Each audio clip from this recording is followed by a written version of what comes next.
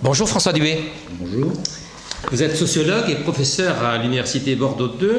Le projet de loi sur la refondation et la programmation de l'école de la République prévoit la création d'écoles supérieures du professorat et de l'éducation.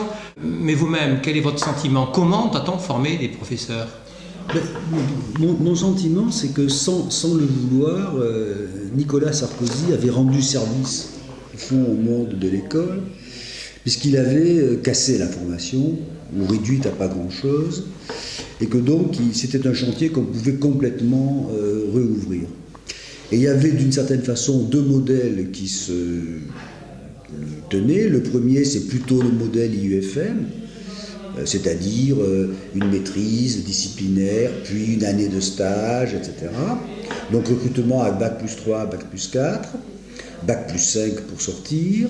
Et puis il y a le modèle qui est utilisé dans un grand nombre de pays, qui est le modèle, je dirais, école d'ingénieur, c'est-à-dire vous formez les gens à un métier, vous les sélectionnez non pas tard, ce qui a l'inconvénient d'ailleurs d'embourgeoiser le recrutement, vous les sélectionnez tôt et vous les faites entrer dans une école professionnelle où on apprend un métier.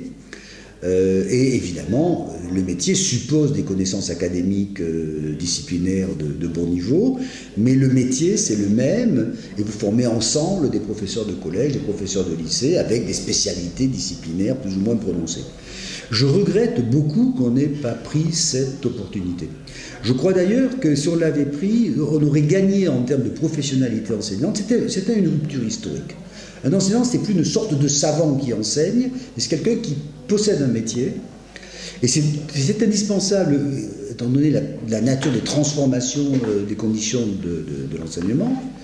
Et puis, je crois aussi que, paradoxalement, les gens se précipitent vers les écoles. Il y a beaucoup de candidats pour être infirmière, beaucoup de candidats pour être ingénieur, beaucoup de candidats pour être travailleurs sociaux. À tout ce monde-là, à Bac plus 1. On se rend compte qu'on a, sur les CAPES, des difficultés considérables de recrutement et qui vont poser d'ailleurs des termes de qualité académique des enseignants qu'on va recruter. Donc je crois que là, on a plutôt raté une opportunité. Évidemment, il y aurait eu des formidables résistances parce que vous changez l'identité enseignante. L'identité du professeur, c'est qu'il est d'abord défini par sa discipline et là, vous dites non, il sera d'abord défini par son métier. Bon. Moi, je regrette qu'on ne l'ait pas fait.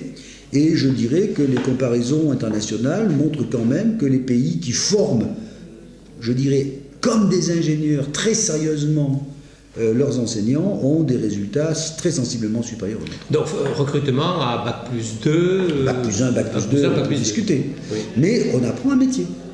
Et pourquoi, pour quelle raison mystérieuse, ce métier ne s'apprendrait pas comme un métier? Et qu'elles sont réservées à ce que l'on appelle aujourd'hui les CAPES, les agrégations? Les CAPES, les agrégations, c'est très bien d'avoir des enseignants savants. D'ailleurs, on est de moins en moins sûr qu'ils vont l'être, vu les questions de recrutement.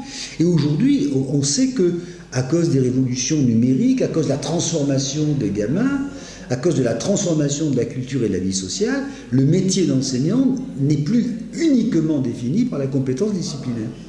Je trouve que c'est tout à fait dommage que, au fond, pour éviter, encore une fois, des protestations indignées, des conflits sociaux, des gens qui diraient on assassine la culture, on fait baisser le niveau, etc., etc., d'une certaine manière, on n'ait pas eu la volonté d'aller beaucoup plus loin de ce côté-là et de revenir aux IUFM. Je rappelle d'ailleurs que quand Sarkozy a liquidé les IUFM, il n'y avait pas grand monde disposé à mourir pour défendre les IUFM. Donc ce modèle n'était pas si formidable que ça. Merci beaucoup, voilà. François Dubé, merci.